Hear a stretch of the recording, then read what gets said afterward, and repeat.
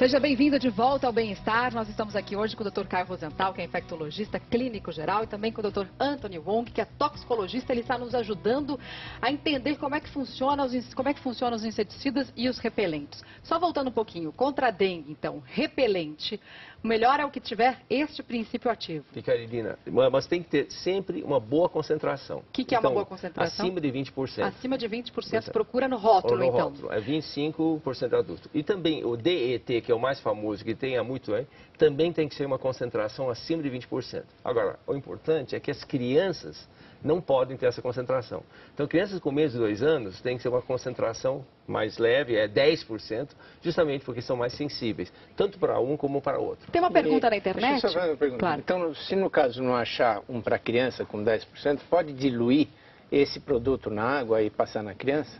Mas o problema é que a diluição é meio delicada. Vai no olhômetro. É meio olhômetro. Mas seria uma dica. Sim. Olha lá, a pergunta na internet tem a ver com isso que a gente está falando. Michele de São Paulo, os inseticidas podem afetar a saúde do bebê? Então, nenhum inseticida repelente, nenhum inseticida, principalmente ainda esses, são indicados para crianças com menos de 2 meses de idade.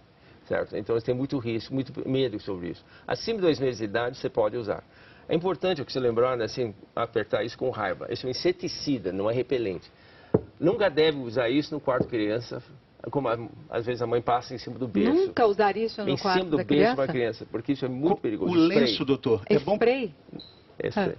A gente falou de colocar um lenço para se proteger na hora da aplicação. Tem aquele antigo flit, né, que sai, a gente sai bombando por aí.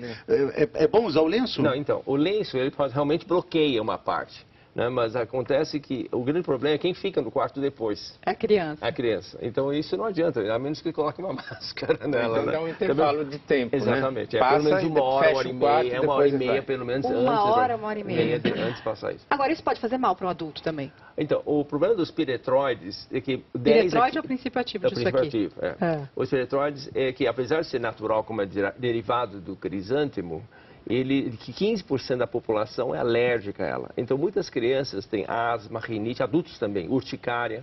Nós tivemos vários casos de pessoas com urticária hemorrágica, por causa de uma alergia tão forte que até rompeu os pequenos vasos. Nossa. Então, e precisou de UTI, essas pessoas, são pessoas com muita alergia. Ele também, usado em alta concentração, ele é neurotóxico, ou seja, ele é perigoso para o cérebro, para levar a convulsão. Muita informação, doutor, muitas coisas. Tem uma variedade de exemplos. Bom, o que a gente pode garantir é que a gente vai voltar a falar sobre esse assunto muitas e muitas outras vezes. Muito obrigado pela participação do senhor. Muito obrigado pela companhia. Estamos ficando por aqui. Boa semana para todo mundo. Boa segunda-feira. Se cuida e a gente se vê amanhã. Tchau.